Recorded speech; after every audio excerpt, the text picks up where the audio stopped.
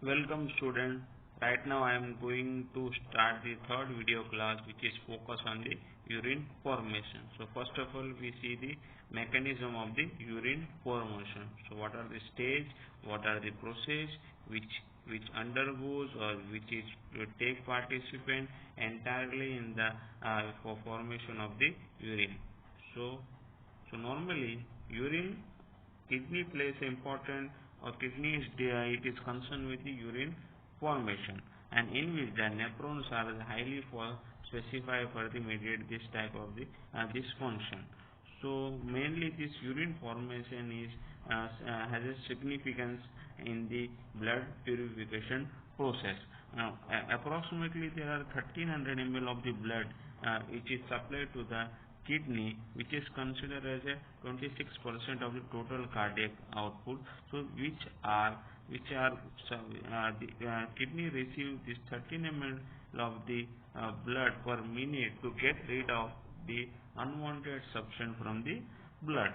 It means that is entirely related to the blood purification process. So normally kidney excretes the unwanted substance along with the water in the form of the urine. So what is the meaning of the unwanted substance? What are those substance which is included in the unwanted substance? Whatever the metabolic end products are there, or whatever the substance which are excess the quantity in excess in our body, they are considered as a unwanted substance. So they must be removed from our body. So they are removed from as a form of the urine by the action of the nephron.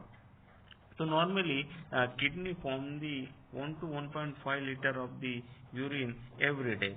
So there is one condition, that is if the urine formation is less than 30 ml per hour, so that indicates the possible renal failure. So normally this there are several process that is undergoes for the which include the formation of the urine. So that is the first. So what are the blood what are the blood is there which is whenever it enter into the kidney, whenever it pass through the glomerular capillary, it has been filtered from the glomerular capillary into the Bowman capsule. So that process is called as, so what are the plasma is there, the plasma that is filtered from the glomerular capillary into the Bowman capsule. So that process called as a glomerular filtration process. So after that, whatever the filtrate is there, so whenever it pass through the tubular portion of the nephron, so it has been undergone the quantitative and qualitative changes. So what are the essential substances are there which are necessary for the body, and what are the wanted substances are that they are reabsorbed from the renal tubule into the peritubular capillary blood. So this process is called as a tubular reabsorption process, meaning in which that the substance are reabsorbed from the renal tubule into the peritubular capillary. So that is why it is called as a tubular reabsorption. So after that, what are unwanted substances are there which are not need for the body? They must be need. They have to excreted from our body. They excreted or secreted from the peritubular capillary into the renal tubule. So this process is called as a tubular secretion or tubular excretion. It means that the entire mechanism of urine formation is consisted three main process. The first is glomerular filtration, which is occur in the glomerulus and glomerulus part, and second is the tubular reabsorption, and third is tubular secretion. So the last two processes take place in the tubular portion of the nephron. So now we focus on the first process, the initial process for the formation of the urine, that is the glomerular filtration. So as we know, as we already see the definition of the glomerular filtration, what is the glomerular filtration? Glomerular filtration is nothing but, so whenever the blood pass from the glomerular capillary, so the plasma of the blood is filtered from the glomerular capillary into the Bowman capsule via or through the filtration membrane. So that process is called as a glomerular filtration. So this membrane is consist of the three main layers. So first, that is or it is formed by the three layers. So that is the glomerular capillary membrane, basement membrane, and visceral layer of the Bowman capsule. The glomerular capillary membrane, which is made up by the single layer, which is formed by the endothelial cells, and endothelial cells which are connected or it attached to basement membrane. So it contains the several number of the porous structure which are called as fenestra or filtration pore. Second membrane, that is the basement membrane. The basement membrane of the glomerular capillary is fused with the basement membrane of the visceral layer of the Bowman capsule. It means that this basement membrane separate the endothelia, separate the layer of the glomerular capillary, that endothelial layer, and the layer of flattened epithelial cell of the visceral layer. So they have been separated from each other via basement membrane. And third layer is that is the a visceral layer of the Bowman capsule. So normally the visceral layer of the Bowman capsule, it is formed the flattened epithelial cells, and these cells attach or with the basement membrane, but this attachment is not a complete attachment. So for whatever the cytoplasm is there, it is projected a cleft-like projection toward the basement membrane, and this it is called as a pedicle or feet.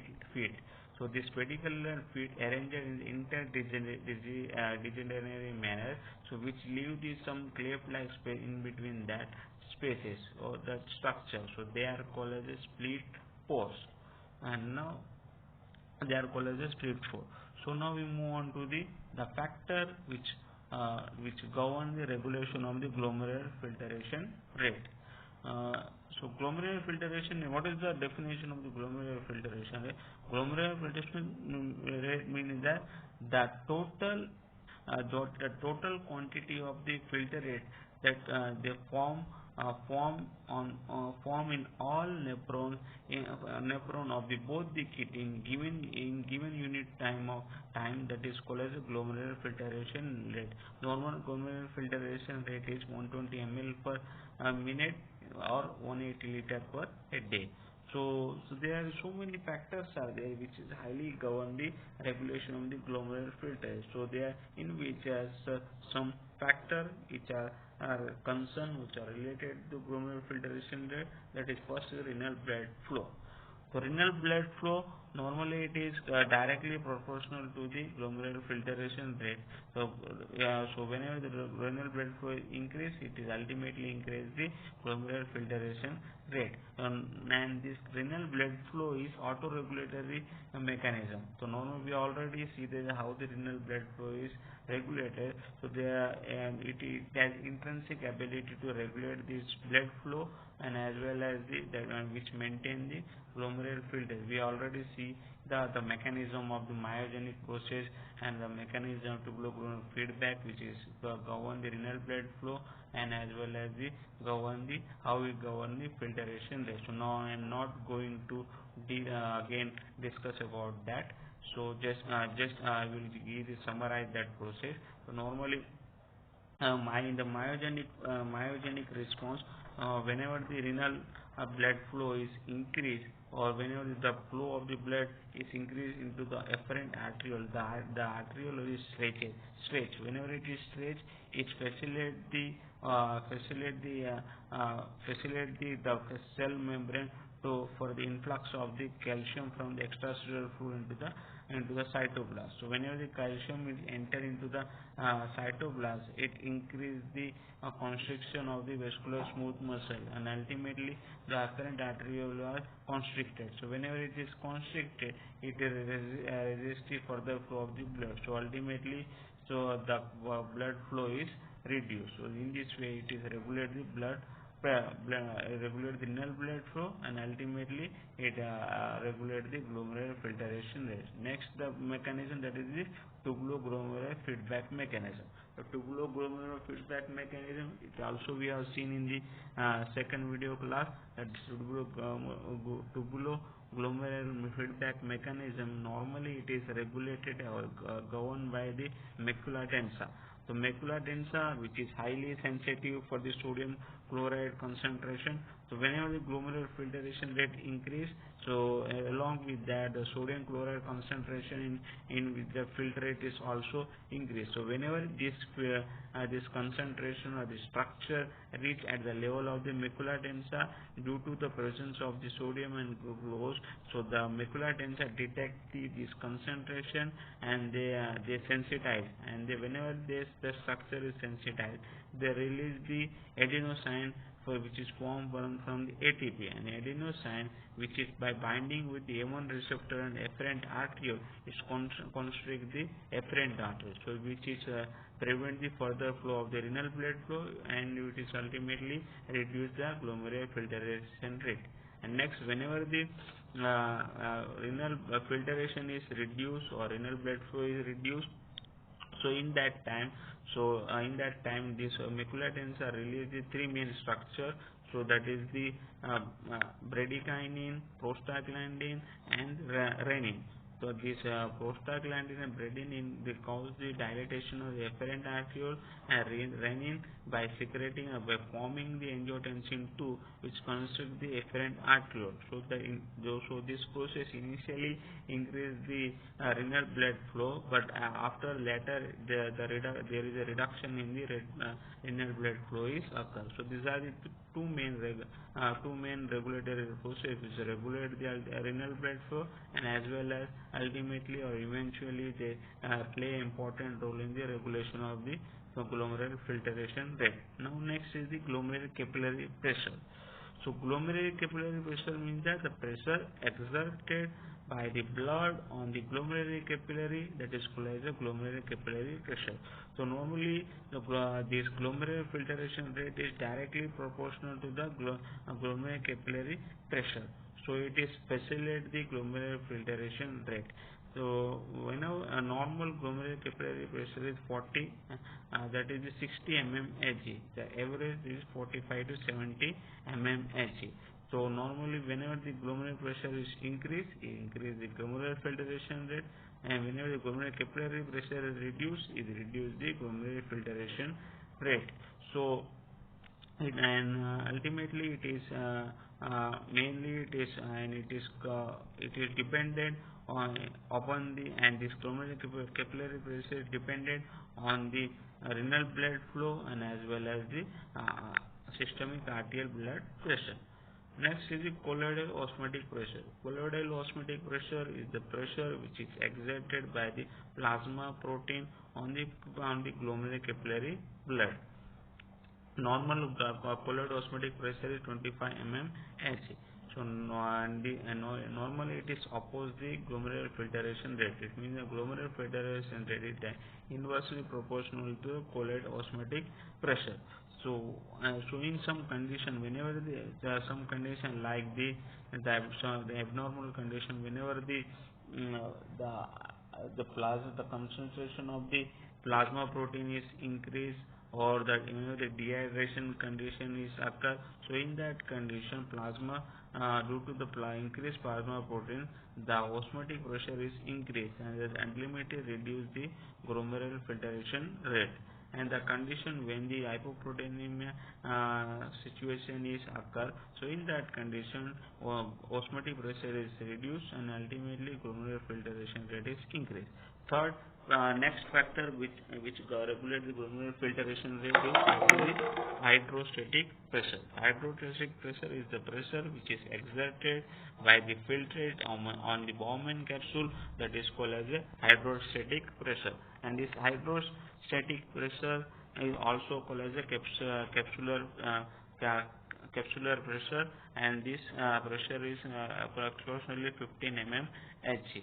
and it also oppose the glomerular filtration rate. Whenever the hydrostatic pressure is increased, so that glomerular filtration rate is reduced. So some of the abnormal condition in which the hydrostatic pressure is increased, that is whenever the obstruction in the urethra is there, or whenever the in the edema in the edema of the kidneys occur, which is just beneath the renal capsule.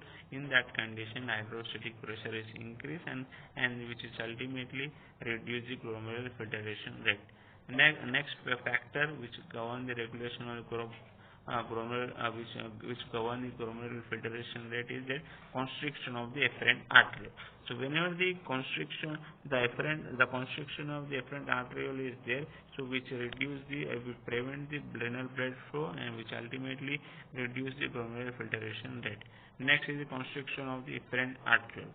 So whenever the constriction of the efferent arteriole is there, so initially there is increased blood pressure, there is increased glomerular filtration rate, because the stagnation of the blood which in the glomerular capillary occur. So that is why that initially they increase the filtration rate, but later, so whatever the filter rate is, these are that all the substance in the filter rate are filtrated, so filtrated from the blood, so there is no filtration is occur, and the eventual and consequently, so due to the constriction of that efferent arteriole, there is no outflow of the blood is occur. So whenever there is no outflow of the blood is occur, so it is not allowed to the entry of the new blood into the glomerular capillary. So ultimately, so in the later stage of this constriction of efferent arteriole, the blood flow is reduced, and ultimately glomerular filtration rate is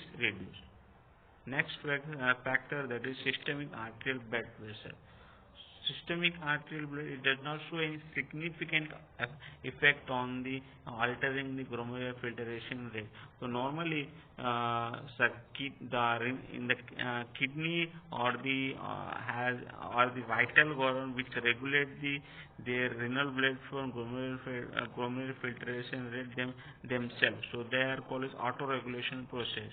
And normally, so whenever the mean arterial blood pressure does not reduce as low as the 60 mmHg, or as it does not increase as high as 180 mmHg, in that condition it does not show any effect on the renal blood flow and ultimately mean arterial pressure. So whenever the mean arterial pressure is reduced lower than the 60 mmHg, or increase more than 180 mmHg, so in that condition auto-regulation process is failed to regulate that process, so it ultimately alter the glomerular filtration rate in that condition. Next is the sympathetic stimulation. Sympathetic stimulation, normally this afferent and efferent arteriole, they both are innervated by the sympathetic innervation. So mostly the efferent arterioles are highly innervated by highly under the governance of the sympathetic nervous system. And mild and moderate stimulation of the sympathetic nervous system does not show any sufficient significant effect on in this efferent and efferent arteriole. So normally whenever the severe stimulation of the sympathetic nervous system, whenever this occurs, so that shows some effect on the efferent arteriole. So as we already saw, that whenever the efferent arteriole is constricted, initially there is a increased glomerular filtration, later there is a reduction in the glomerular filtration is there. The next factor, that is permeability of the capillary membrane. So permeability of the capillary membrane, so which is again facilitate the glomerular filtration rate. When the glomerular filtration is directly proportional to the permeability of capillary membrane. So in some abnormal condition in which where the permeable capillary membrane is altered or increased, such conditions are there whenever hypoxia is there, whenever the lack of the blood is there, whenever the toxic substance are present. So in that condition, the capillary membranes are highly permeable for different substance. So even the plasma protein can also filtrated through that structure. So that in that condition, the filtration rate is increased. And surface area of capillary membrane. The surface area is also it also facilitates the glomerular filtration rate. So the glomerular filtration rate is directly proportional to the surface area of the capillary membrane. So whenever the condition, the abnormal condition which constrict or which alter the surface area of the capillary membrane, or whenever the surface area of the capillary membrane is reduced, so that there is a reduction of the glomerular filtration rate is occur. So whenever the surface area is within the normal, the glomerular filtration is normal, or they are increased in form. And next is the constriction of the mesangial cell. So mesangial cell are specialized cells which are present in between glomerular capillary membrane. So whenever the constriction of the mesangial cell is occur, they reduce the surface area, and whenever the surface area is reduced, they ultimately there is a reduction of the glomerular filtration rate is there. And last factor, that is hormonal and other factors. There are some specific hormone which are secreted, and along with that there are some secretory agents. So they are secreted, they are ultimately govern the regulation of the glomerular filtration. So the factor which are governed to increase the glomerular filtration rate, they are the arterionatriuretic peptide, pan-natriuretic peptide, cyclic AMP, dopamine, endothelial derived nitric oxide, or prostaglandin, so which is PGE2. So now second factor which is decrease the glomerular filtration rate. It means that whenever the secretion is occur, they reduce the glomerular filtration rate. So what are they? They are the angiotensin 2, endothelins, noradrenalines, platelet activating factor, platelet derived growth factor, and prostaglandin. Now we are move on to the second phase or second process of the urine formation, that is the tubular reabsorption. It is also called as selective reabsorption process. Tubular reabsorption process means that whenever the filtrate reach or passes through the tubular portion of the nephron, so they are undergoing the quantitative and qualitative change. It means that so whatever the necessary substance are there, or whatever essential substance are there which are needed for the body, so they are reabsorbed from the renal tubule into the peritubular capillary. So that process is called a tubular reabsorption. And tubular reabsorption is called as a selective process, because in which there are some selective substance which are wanted substance they are selected, and what are unwanted waste products they are not reabsorbed. So that is why it is called as a selective reabsorption process. So normally in this process, what are the necessary substance are there? Glucose, amino acid, vitamins are there. They are called necessary. So they have to reabsorb it from the renal tubule into the peritubular capsule for the regulation of the proper body function in our body. So normally some substance are there. So on the basis of the degree of the reabsorption, they have been categorized into the three main categories. So that is high threshold substance. So it means that they are categorized on the basis of the rate of the reabsorption from the renal tubule into the peritubular capillary. So normally how they are travel? So first of all, they are reabsorbed, or they return back into the epithelial cells which are present in the lumen of the renal tubule, and then after it is enter into the interstitial fluid of the renal tubula, and from them they are uptaken into the peritubular capillary. So this is the pathway of the transportation of the molecule renal tubule into the peritubular capillary in the tubular reabsorption process. So now we now focus on what are the threshold substance. So on the basis of the degree of their reabsorption from the renal tubule into the peritubular capillary, they have been categorized into the three main categories. One is high threshold substance, low threshold substance, non-threshold. High threshold means that high threshold substance are those substance where they are completely reabsorbed. So they are not appear in the blood in the normal condition. So all of that substance have been entirely reabsorbed into the peritubular capillary. So they have been categorized as high threshold. For example, glucose, amino acid, acetoacetate, iron, and vitamins. So they are necessary. They are necessary essential agents. So they have been completely reabsorbed. So that is what they are called high threshold. So the degree of reabsorption is very high. Low threshold means that the substance which appear which can be seen in the urine under normal condition also. It means that their reabsorption rate is very low. So lesser extent of the they reabsorb in a lesser extent. So they are called as a low threshold. So for example, urea, uric acid, and phosphate. So they are considered as a low threshold.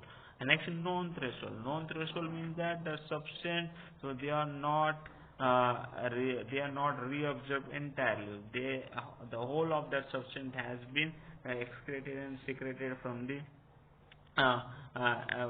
through the renal tubule. So they are called as they are the metabolic end products, that is the creatinine. So on the basis of the reabsorption rate, the substance has been categorized as a high threshold, low threshold, and non-threshold substance. Now we see the mechanism and site of the reabsorption. So what are the substance? The substance are there. So they on the basis of their the basic transportation of this mechanical transportation of the substance, the mechanism has been categorized as the two form, or that is active mechanism and the passive mechanism. Active mechanism is in which that the substance, the molecules transportation is occur against the electrochemical gradient, so which need the energy, or which that energy is liberated from the ATP. So by using that ATP, so the substance are transported from the against the electrochemical gradient. So the example of that molecules are sodium, potassium, calcium, phosphate, sulfate, glucose, amino acid, bicarbonate, uric acid, ascorbic acid, ketone bond. So they are called as active substance. We are actively reabsorbed from the renal tubule into the peritubular capillary. And next is the passive transport of the substance. So the substance the substance which are transported along with the electrochemical gradient, which means they transport is at a high concentration to the low concentration. So that is called as a passive transportive substance or passive transportation process. So they does not need any energy for their movement. So they are the chloride, urea, and water. And next is the site of the reabsorption. What are the site from where the substance are reabsorbed? So normally the substance are reabsorbed in all the segment of the tubular portion of the nephron. So that is the proximal convoluted tubule, loop of Henle, distal convoluted tubule, and collecting. So these are collecting duct. So these are the portion in collecting duct. There is no it is not related to the reabsorption process. So this proximal convoluted tubule, loop of Henle, and distal convoluted, they are highly governed with the reabsorption. So in this side, the substance are reabsorbed. So some specific substance which are highly significant for the reabsorption for their specific size. So they are the from the proximal tubule: sodium, potassium, calcium, bicarbonate, glucose, amino acid, uric acid, water. So these are the highly specific substance which is majorly reabsorbed from the site of the proximal convoluted tubule. And from the loop of only sodium and chloride, they are significantly they are reabsorbed from the site of the loop of only. And from the distal convoluted tubule: sodium, calcium, bicarbonate, water. So from this side, so they are highly secreted, or they are highly sensitized for they are highly facilitated site. From there these substances are reabsorbed.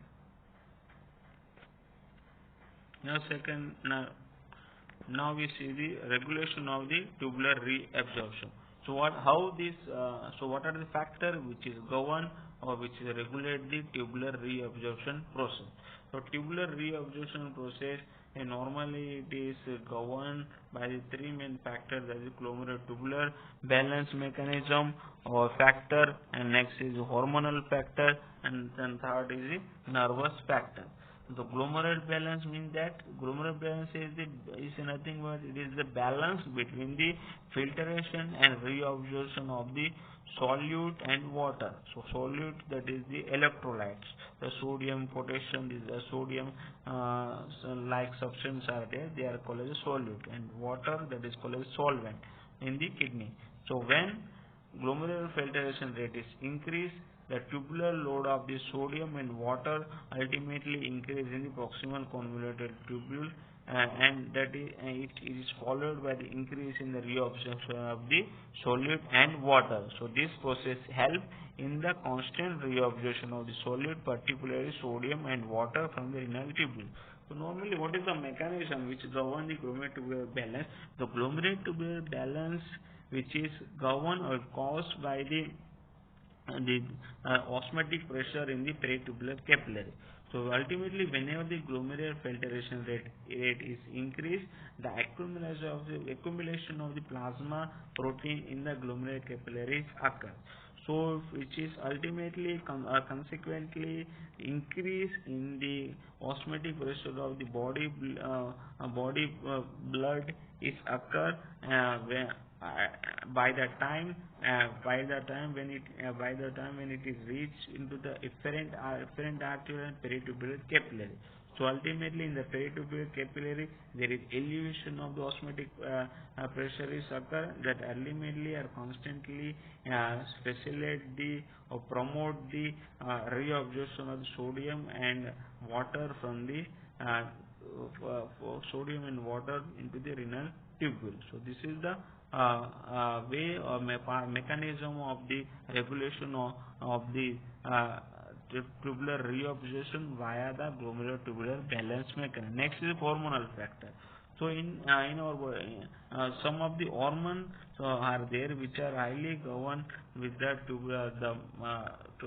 govern the regulation of the tubular reabsorption process. So what are that hormone? So they are the aldosterone. So some of them hormones structures are there, or hormones are there. First is aldosterone. Aldosterone, which increase the sodium reabsorption in the ascending loop of Henle, distal convoluted tubule, and as well as collecting duct. So how normally it increase the aquaporin activity in that renal tubule. So and it is and ultimately it is govern the water and as well as the sodium reabsorption process. Next, the angiotensin, which increases sodium reabsorption in the proximal convoluted tubule, thick ascending leaf, distal convoluted tubule, and as well as the collecting duct. And next is antidiuretic hormone. The antidiuretic hormone, which increase the sodium water reabsorption from the collecting duct and distal convoluted tubule. Next, arterial natriuretic peptide and brain natriuretic peptide, which decrease the sodium reabsorption process from the renal tubule.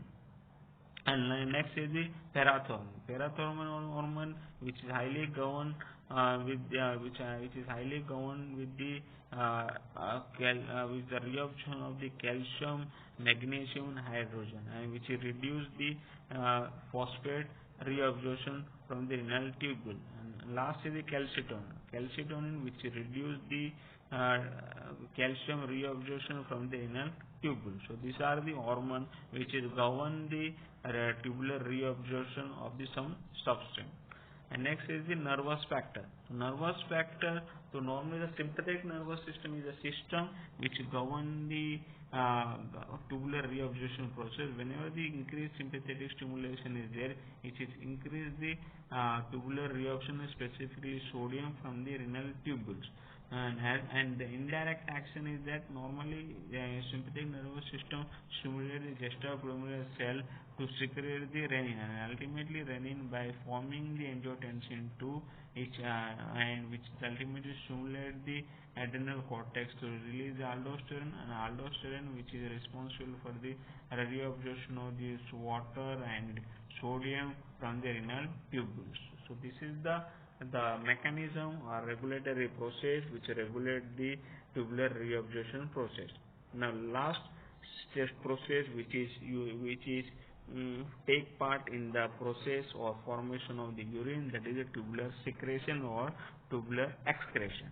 So tubular excretion secretion last phase of the urine formation, in which that whatever the unwanted substances are there which are not useful for body, which are called as the waste products, so they have been excreted or secreted from the peritubular capillary into the renal tubule by the pathway of the peritubular capillary, interstitial fluid, and into the lumen of the renal tubules. So that process is called as a tubular secretion. So it is the last phase of the urine formation. So in which that whatever unwanted substances are there, so they are excreted from the peritubular capillary into the renal tubule, so they are not needed for the body. So what are the substance, what are the side from they are excreted or secreted? Just see the some of the example of that substance. That is the potassium. So here the wrongly written, that is not the sodium, potassium. The potassium which is actively transported from the proximal convoluted tubule and distal convoluted tubule and collecting duct via the sodium potassium channel, and ammonia which is excreted from the distal normally proximal convoluted tubules. And next is the hydrogen, which is highly which is majorly secreted from the all part of the renal tubule, especially proximal convoluted tubule, and histamine and creatine, which is excreted from the proximal convoluted tubule. So it is about the urine formation. Hope. Thank you.